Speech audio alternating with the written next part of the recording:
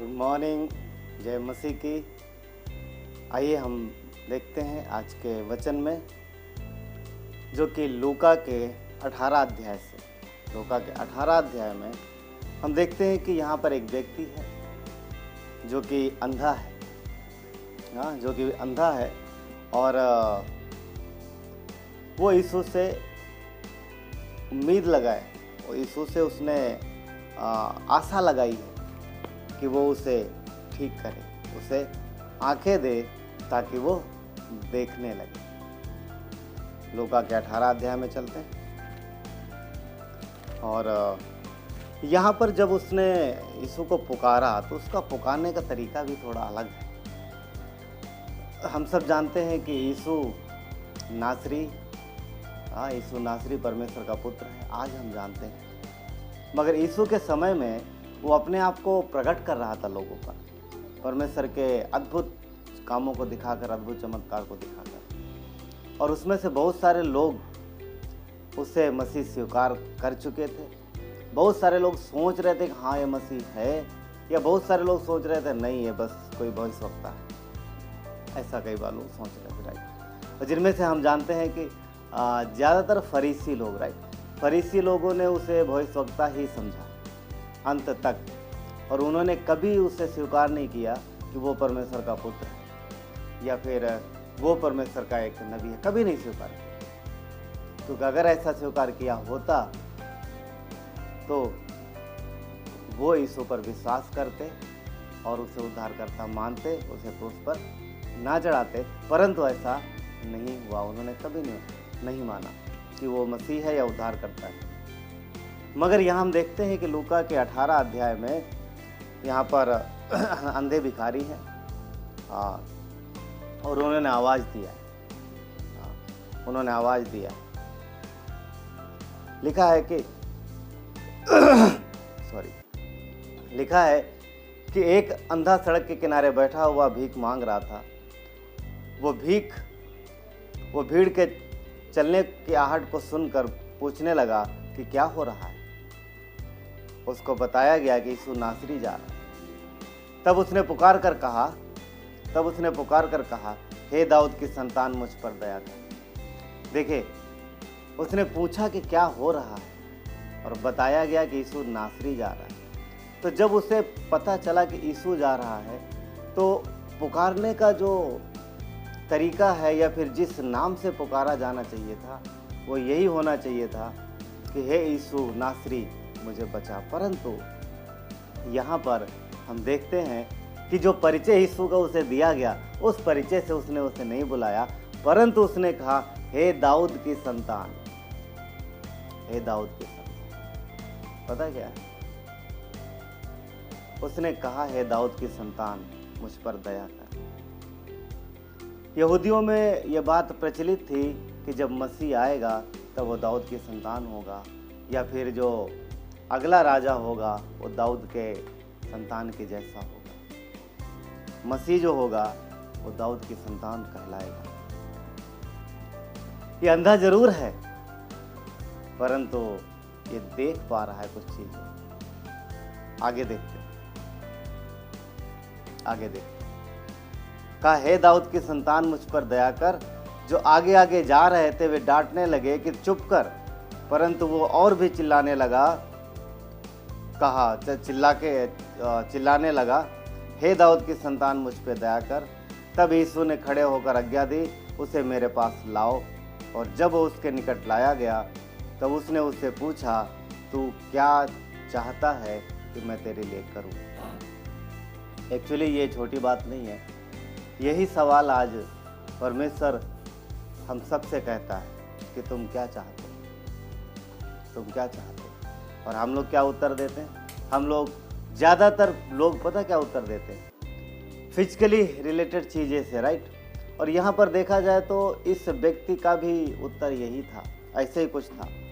उससे शारीरिक कष्ट था क्योंकि वो अंधा था।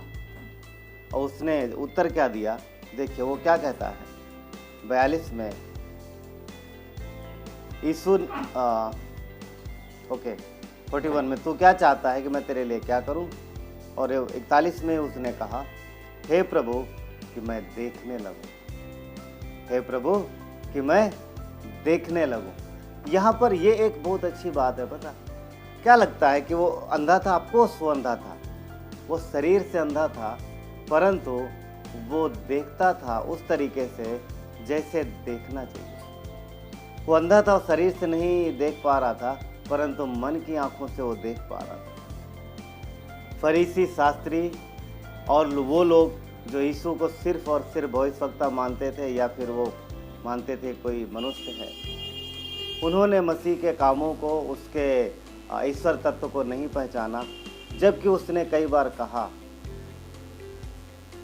कहा भी कि मैं पिता और पिता मुझ में है, कम से कम मुझ पर तो नहीं परंतु उन कामों को देख के विश्वास करो जो मेरे द्वारा होते, जो मैं करता हूँ। पर उन्होंने यकीन नहीं किया। राइट, ये व्यक्ति अंधा है, परंतु आंखें खुलने से पहले ही इसने क्या कहा, हे दाऊद की संतान। इसके मन की आंखें खुली हुई, शरीर की आंखें बंद। उसकी अभिलाषा थी कि वो देखे, वो अपने उद्धारकर्ता को देखे इन्हीं आंखों से, क्योंकि उनके पास है, वो उसके सामने। और यीशु ने उससे क्या कहा, वचन 42 में देखते हैं। यीशु ने उससे कहा, देखने लग और तेरे विश्वास ने तुझे अच्छा किया। यीशु ने कहा देखने लग, क्यों? क्योंकि उसकी जो इच्छा थी, उसकी जो प्रार्थना थी, वो परमेश्वर की इच्छा अनुसार थी। मसीह को देखना, मसीह को जानना, मसीह को समझना, ये हमारी इच्छा होनी चाहिए। यीशु ने बोला देखने लग। देखना बहुत जरूरी है, बहुत इंपॉर्टेंट है। इज़राइल में उस समय फरीसी और शास्त्री, जिनकी आंखें सही थी, दोनों आंखें सही थी, अच्छे से देख पा रहे थे सारी चीजें, मगर देखते हुए भी वो अंधे थे। और ये अंधा आंख से अंधा था, परंतु अंधे होने के बावजूद भी इसे सब दिख रहा था। इसकी आंखें बंद थी, परंतु ये देख पा रहा था। इसकी मन की आंखें खुली थी, इसका हृदय जो हार्ट खुला था। आज इम्पोर्टेंट ये है कि हम क्या यीशु को सिर्फ इन आंखों से देख रहे हैं, शरीर की आंखों से देख रहे हैं, या आत्मा या हृदय हमारा खुला है, या हमारा मन खुला है? क्या हम मन से उसे जान पा रहे हैं? क्या हम उसे पहचान पा रहे हैं? क्या हम यीशु के नज़दीक हैं? क्या हम यीशु को देख पा रहे हैं वाकई में? क्या उसके कामों को देख पा रहे हैं? सवाल ये पैदा होता है। देखना बहुत ज़रूरी है कि हम दो बातें, क्या हम देख पा रहे हैं, और दूसरा हम किस तरीके से देखते हैं। हम किस तरीके से देखते हैं? क्या हम फरीसियों के जैसे देखते हैं, या फिर हम इस अंधे व्यक्ति के जैसे देखते हैं? ये महत्वपूर्ण बात। फरीसी ज्ञानवान थे, मगर ये व्यक्ति साधारण था, अंधा था, परंतु ये उन ज्ञानवानों से ज़्यादा अच्छे से देख पाया, क्योंकि ये नम्र था मन में और इसका दिल परमेश्वर के लिए खुला था, और इसीलिए इसके जीवन में अद्भुत काम हुआ। और वो ज्ञानवानों के जीवन में, उनके जीवन में उन्हें मसीह के द्वारा कुछ भी प्राप्त नहीं हुआ। अगर हम अपने ज्ञान में फूलते रहे, अपने शारीरिक ज्ञान और धन के क्या बोलते ये संसार के ज्ञान में अगर हम ज़्यादा फूलते रहे और तुलना करते रहे, तो हम फरीसियों के जैसे हो जाएंगे। नम्रता के साथ, दीनता के साथ हम इस अंधे व्यक्ति के जैसे स्वीकार करें। आंखें खुलने, शरीर की आंखें खुलने से पहले इसकी आंखें खुली हुई थी और वो यीशु को जान पाया। इसलिए हम सब एक प्रार्थना कर सकते हैं, जैसा कि इफिसियों में पौलुस ने कहा है। पौलुस ने एक प्रार्थना की 1:18 में अपने लोगों के लिए, और वो प्रार्थना हम सब कर सकते हैं अपने लिए। क्या लिखा है, क्या कहा है? पौलुस ने कहा, तुम्हारे मन की आंखें ज्योतिर्मय हो कि तुम जान लो कि उसकी बुलाहट की आशा क्या है। तुम जान लो कि उसकी बुलाहट की आशा क्या है, और पवित्र लोगों में उसकी मीरास की महिमा का धन कैसा है। तुम जान लो कैसे, जब मन की आंखें ज्योतिर्मय होंगी तब। अगर हम प्रभु के हैं, अगर हम यीशु के कहलाते हैं, तो फिर हमें उसके तरीके से देखना है, ना कि अपने तरीके से, जैसा हम चाहते हैं। यदि आप प्रभु को प्रभु के तरीके से देखोगे जैसा वो चाहता है, तो आपके जीवन में फिर अद्भुत काम होंगे। क्यों? क्योंकि वो करना चाहता है। क्या वो फरीसियों के जीवन में काम करना नहीं चाहता? करता था। क्या उनसे प्यार नहीं करता था? करता था, अवश्य करता था। तो क्यों नहीं कर पाया? क्योंकि उनकी आंखें बंद थी उनकी आंखें, वो देख नहीं पाए। परंतु इसकी आंखें खुली, इस व्यक्ति की आंखें खुली थी और इसके जीवन में ईश्वर ने अद्भुत काम किया। वो हमारे आपके जीवन में भी अद्भुत काम करना चाहता है।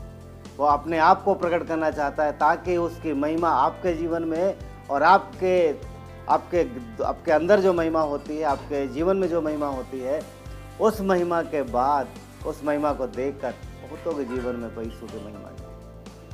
इसलिए प्रार्थना करें कि हमारे मन की आंखें ज्योतिर्मय और हम वैसे देखने लगे जैसा मसीह चाहते हैं। आइए प्रार्थना करते हैं। जीवित परमेश्वर पिता, धन्यवाद देते हैं आज के सुबह के लिए। प्रभु, हम जो देखते हैं परमेश्वर, वो आपके नज़रिए से देखें। पिता, प्रार्थना करते हैं कि हम सब की आंखें, मन की आंखें ज्योतिर्मय हो गई, क्योंकि मन से देखना बहुत ज़रूरी है। प्रभु यीशु, हम वो देखें जो आप हमें दिखाना चाहते हैं। हम उस तरीके से देखें जैसा आप चाहते हैं। हम चीज़ों को, अपने जीवन को, आसपास के माहौल को प्रभु वैसा नहीं जैसा शैतान दिखाना चाहता है, परंतु उस तरीके से जैसा आप दिखाना चाहते हैं। पिता, हम देखें। धन्यवाद देते हैं, आपकी महिमा हो प्रभु। धन्यवाद देते हैं, मसीह यीशु के नाम से मांगते हैं, आमीन। प्रभु आपको आशीष दे। Have a nice day. God bless.